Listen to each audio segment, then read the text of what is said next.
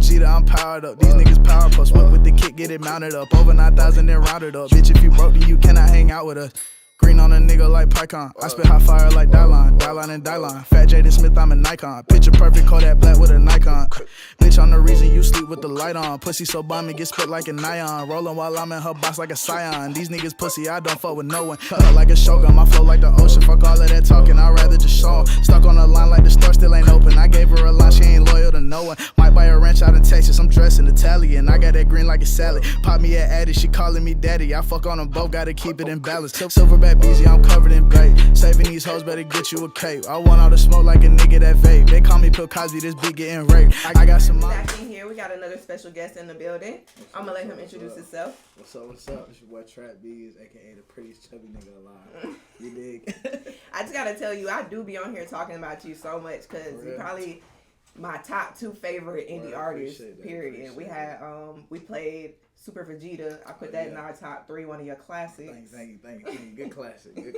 I know you had a new single that just came out though. Yeah, we just dropped that. We actually had 2 recently. We dropped K-Boys, produced by my boy Caesar Beats, Malik HD.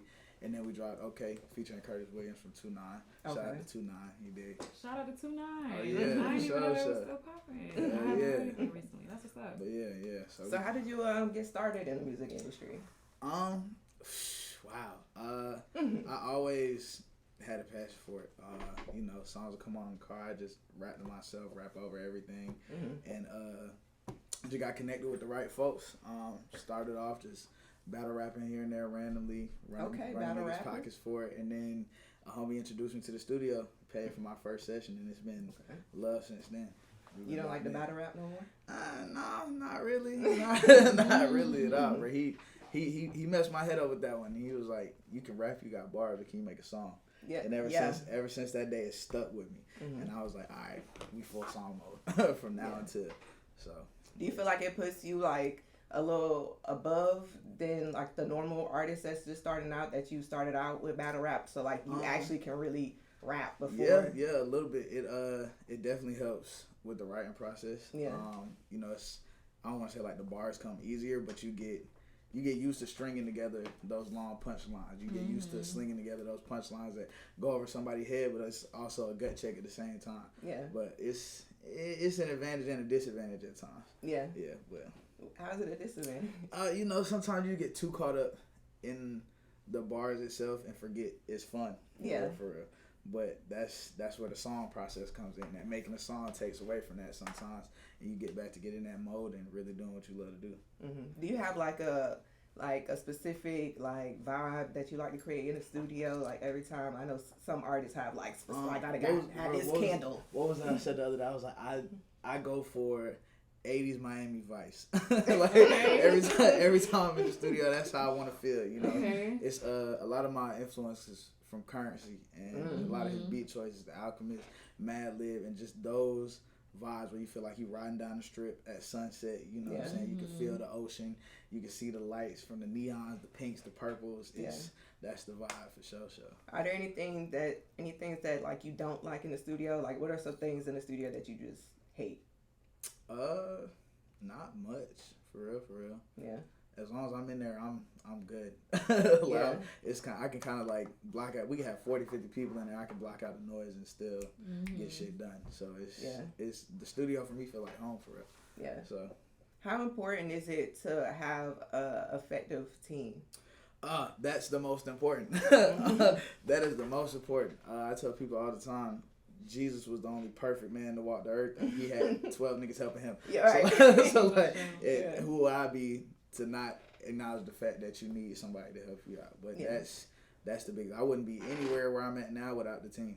Yeah. And I'm not getting any further without the team. Yeah, that's one thing that I can say about you as an independent artist. You definitely got that concept down, and like your team is like a smooth rolling machine. Shout out to the gang. How did you link up with them? Oh man, it was organic as hell. It was majority of the homies, and whatever your skill set was that could work with what we had going on, we were like, okay, let's put everybody in a position to win. If you do graphic design and I need cover art, I'm going to you. Right. I'd rather put the money in the homie's pocket than outsource somebody. and it stuck like that. All of the homies pretty much came together, offered up their skills, and it meshed together perfectly. Yeah, we were just talking about that. What did you call it? Linear. Oh, horizontal networking. Yeah. Mm-hmm. Where you pretty much just reach across to everybody who's like, wants the same things that you want, or at least y'all can work together to get where you're trying to go instead of always trying to appeal to somebody who's in a higher position than you. Right, exactly, yeah. And it creates more than just the sense of family. It creates that sense of self and your own, because now you're putting back to the people who put into you, and they're able to do that for their people. You're able to keep it going. So it's a beautiful thing to watch, but it definitely is the number one thing I say for all independent artists, high level artists is the same. It's a well-oiled machine, and you only as good as your machine runs. So yeah, definitely. Yeah. So I know you always do like super dope shows and stuff. Like, do you have like secrets to your show? I know one of your secrets. I'm gonna let you go first. And then I'm gonna speak on the secret that I know you got.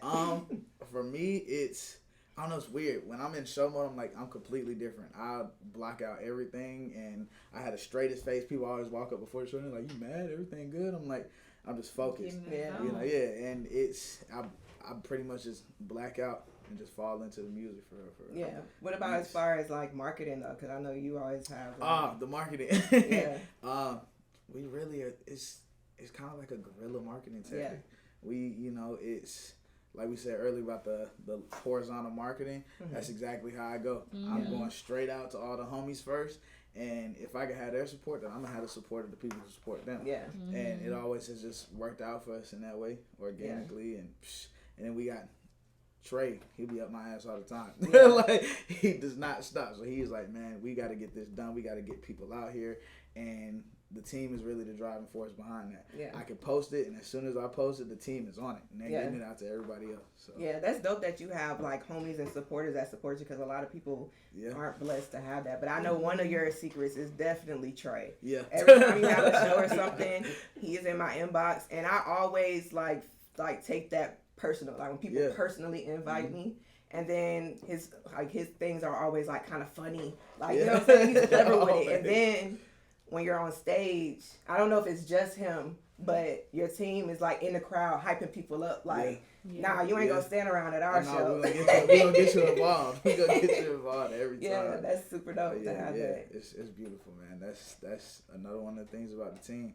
I remember the first time it happened, we were backstage at, what was it, the Masquerade? Yeah. And Trey walks out, and we were like, where'd he go? What's happening? I'm about to go on stage. I'm tripping. I'm like, this is like my first big show. I'm like, okay, where is everybody? I walk out on stage. This man's in the crowd. Caesar's over here in the cut. We got people in the back. He spaced everybody out strategically, so we always had a zone that was lit. And then once we got the crowd into it, everybody else came on stage. Yeah, and it was beautiful. Y'all listen to these gems that they grind. Not for real. Yeah, for real. Yeah, because it's a lot of people are like, oh, I'm not gonna do that. They rock with my music or they don't, and I'm like, no, I was like the show. Yeah, it's like the show is feed off of other people. Yeah, right, exactly. Lit first. It's about the experience, from the music to the artwork to the show, and you really want to give people that full package. Yeah. So if you can present that and put all that work into the music itself and the package and the music, your live performance has to be the same. Or else it won't translate across the board. So, but yeah, I don't know how they do it. What's your most memorable show? It's between the first Masquerade and this Aisle 5 show we did July last year. Aisle 5 was a lot more special because we really had the entire gang on the lineup. We had 450 Panda, Malik HD, one of my producers, shout out Malik HD, and 450 DJs all of my sets. So when they had their DJ set and Malik had his DJ set, it was a lot of the homies running up during everybody's set, doing songs that we have together, going back to the green room, getting ready. But it was great because as a collective, we ended up selling out the venue, and it was great just to see the mesh of people who could take the EDM world and bring it to the hip hop world and have that black presence as a whole. Absolutely. And because a lot of people don't realize house music, EDM music, it's all black music. We created that, you know, and to be able to see the two worlds mesh and for us to really just assert the dominance in the music, it was great to see. That would have to be number one for me right now. Yeah. What was you say are your biggest accomplishments, like both personal and as far as your career? Personally, when my daughter gets in the car and she knows this is Dad's song, Aww. that was the one for me. Oh, I love that song you did for your daughter, bro. I can't even play it. I cry every time. I can't. But I forgot what was it. It was Okay before Okay dropped. I had picked her up and we were in the car, and she was like, "Dad, turn it down, turn it down." I was like, "What was going on?" She was like, "That's you, right?" I was like, "Yeah, that's me." She was like, "Yeah." We were in the car, and I was like, "Mom, that sounds like Dad." I was like, "It probably wasn't." She was like, "I don't know. It was good, so I thought it was you." And I was like, That's very sweet. just one thug tear was just. But yeah, that personally, career-wise, I want to say it was the first million streams we got. When I saw that, I knew, and I was like, if I could have 1 million people who listened, liked, retained, put this in that playlist, I was like, I touched 1 million people. That's huge to me. There's a lot of people who just, no matter what you do, no one really thinks about it, but there's not a lot of people who you get that kind of reach to talk to, be in front of, explain your story, anything to 1 million people. So I was like, if the music is doing that for me, then we should keep doing it. You know? And that was the biggest one for me. Do you feel like having a kid changed you as far as like your rapping, like especially having a daughter? Yes, yes, for sure, yes, big time. For me, it changed me a lot mentally as far as my motivation, but then it also changed how I wanted to rap. And I was like, I had no reason to cap y'all. I had no reason to lie, and none of what I put out, because my biggest thing was I wanted her to see this was my dream. I did whatever I could to make this dream happen, and you can do the exact same with whatever it is. Yeah. So I was like, if this is my dream, this is the message I'm trying to get across to you, why would I lie in that message to get me there? You know? So that really tweaked a lot of what I rap about. I was like, 9 times out of 10 in the song, I'm going to tell you how broke I am at the time. I'm going to tell you what's going on in life. You know, I've never seen the reason to paint a picture of what's not going on, because you want to relate to people who are really living life for real. You know? They're not living I just went and bought a Hellcat and I put $30K on my neck yesterday. The average person ain't doing that. You know what I'm saying? And I was like, I don't want to have to take that route. And it's enough people taking that route. Right, exactly. Rapping about the same shit. Exactly. And I was like, you can rap about that and then still show the other side of it at the same time, which a lot of people don't do. Yeah. So that definitely changed my outlook on it as a whole. So do you feel like as an artist you have an obligation to be a role model, or that artists should be responsible for the content they put out? I feel as an artist, and that's crazy, I had this conversation the other day, it's almost, I equivalent it to a painter in a sense, right? Where my obligation as an artist is to create something that I know my fans are going to appreciate and I know my people can relate to, but at the same time being honest to myself and the craft before anything. And in that, who was it, Future? He was like, I'm not a role model. He was like, don't look at me as a role model. If that's who you are and you understand that, it's your obligation to stand on that in your art, which is like one of the big things I respected about him. He was like, I'm telling you what I really go through, what I really do. I'm not telling you to do the same thing, but it's my obligation to be honest with y'all so that you can see where this takes you, what happens, and if you are in my same position, how you can get out of it, how you can benefit from it. So not necessarily, I wouldn't say it's your obligation to be a role model as much as your obligation to be honest in who you are and be honest to the craft. And then who gravitates to that, who relates to that, will pick up on it. Yeah.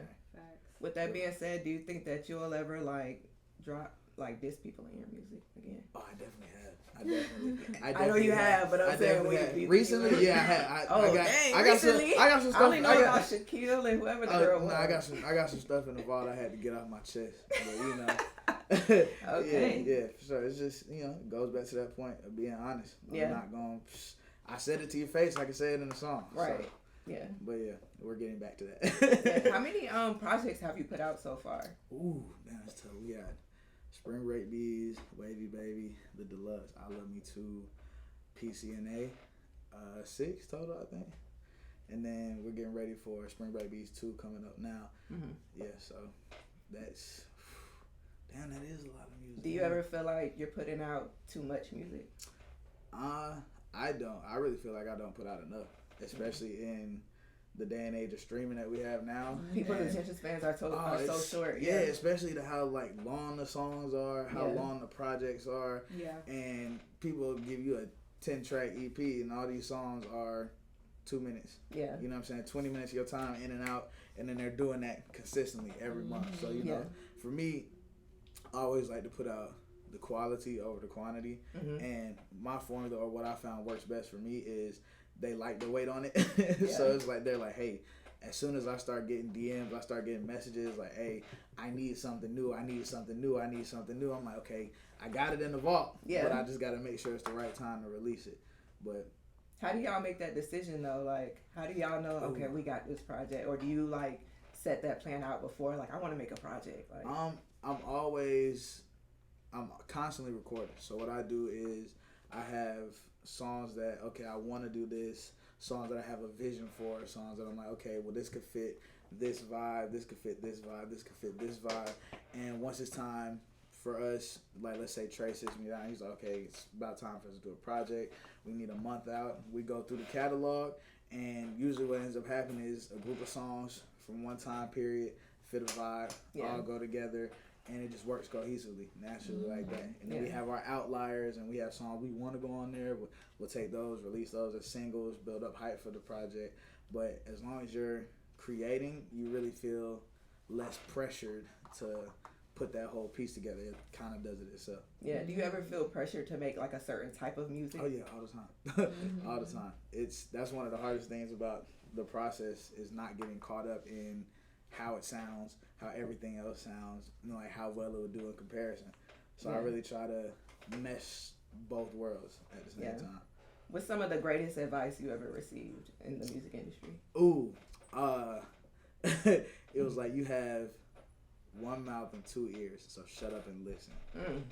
Wow. That's hard. Yeah, and that slapped me in the face. It slapped him in the face too. Ever since that day, that's been the number one motto. Because, and it's sad to say, a lot of people will give you very valuable information trying to flex on you because they think you don't understand in the conversation. And it wasn't until I heard that in the room that I noticed it. You know, they'll, especially if someone's trying to get over, someone's trying to finesse you, and they think, oh, he wouldn't understand this that I'm about to say, but if I present all of this information, he's more inclined to fuck with the program. He's more inclined to get in line. I don't know, I'm picking apart. I'm picking apart everything you're saying, why you're saying it, and paying utmost attention. 9 times out of 10, what you wanted me to pay for, you just gave me for free. Now I'm out of here. Yeah, artists gotta start doing that, because that's how they get sucked into them shitty ass deals. Man, what is that, unsung? Every time it comes on, my grandma calls me, baby, don't sign nothing. I'm like, look, I'm telling you, it's people, that's it. And it's not just this industry, it's everything. Listen, pay attention, and make sure it's in your best interest before you do anything. Yeah. So we here are super big advocates for mental health. Yes. So we like to ask all our guests, like, what are you doing to keep up with your mental health, especially in the industry that we're in? Man, that's tough. For me personally, take a break when you need to take a break. Yeah. Whatever that is. Even if it's during the day, you need to just step out, smoke your blunt, smoke your cigarette, whatever it is. Don't run from the mental health. That was the biggest thing I learned, is it's gonna happen. It happens to everybody. You can't control it. You can't determine when it's gonna happen. You can't determine when you're gonna get out of that slump. But face it, and while you're facing it, understand that you have a support system even when you think you don't. You know? And it's okay to reach out. Yeah. Yes. So I can't ask every artist this, but I am confident in your abilities. So I'm gonna ask you to go on freestyle on the spot. That's how we're doing it today. Okay. All right. His song is America's an ad. Because I have to make sure this is the right one. All right, here we go.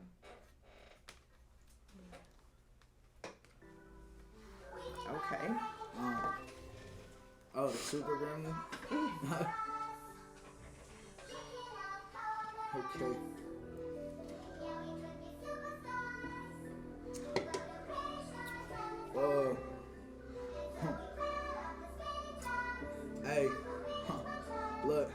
They can get stepped on whenever I step out. Nigga, I'm the best out, walking my chest out, nigga. Niggas ain't cut from my textile. Everybody next out, I'ma have right now with them. Dick so good, shawty stressed out, walked in, left out. Told her I'd get back with her. Back in, nigga, bring the bag out. Big body bagged out, looking just like that. Nigga, no hero, no cape. Nigga, this bait. Punched in, punched out, one take Jake. Nigga still sleep on my work, put them all on the shirt, nigga. We gon' make sure it's your weight. Fish scale detail, she sniffed the plate. This shit off the face is pretty to taste. She got a text like Gmail, spare me the details. She still a lot of my face. All these hoes wanna be in your place. Lay in my bed, be all in my face. I know they lying, don't treat them like lying. No messy hoes only get kicked out of the way. I got this shit off the strength and the weight. You can tell by the look I've been having my way. Line after line, I get paid by the hook. She got hooked on the line, I get paid either way. Play and you lay. What else could I say? You know, then you know. You don't, then you fake. I'm still here with all the bros. Ain't a damn thing changed. Get your money, little nigga. Get the hell up out the way. Hey. Huh. Oh yeah. Woo! Yeah. Oh, yeah. Period. You know the thing I really appreciate about it the most? You sounded just like you talk. You know what I'm saying? Yeah, they almost always have a rapper. They change their voice. You sounded like yourself. Bro, Congratulations. Thank you. It was dope. Appreciate No, that was hella hard. dope. That was hard. Hella See, I dope. had confidence in you. I knew you could do it. Thank you. Okay, before we get up out of here, let everybody know where they can follow you. Oh man, you can follow me on all social media platforms at __ TRVP BEEZ. It's Trvp Beez with a V. Apple Music, Spotify, SoundCloud, it's all the same. TRVP BEEZ. And you can head on over to trvpbeez.com as well. Facts. Make sure y'all check the kid out. Yeah, make sure y'all stay tuned to his events and stuff. He always puts on super, super dope shows. I think you do have a... Do you have a show coming up? Do we have a show coming up? In the next couple weeks. Yeah, we do. We still waiting on confirmation on that one. Okay, stay tuned then, Most y'all. definitely, And thank you y'all. so much for pulling up. Yeah, Y'all always Thank y'all for supporting having me. me. So. Thank y'all for having me. For sure. Alright, Hey, Super Vegeta, I'm powered up. These niggas power plus with the kick, get it mounted up. Over 9,000 and rounded up. Bitch, if you broke, then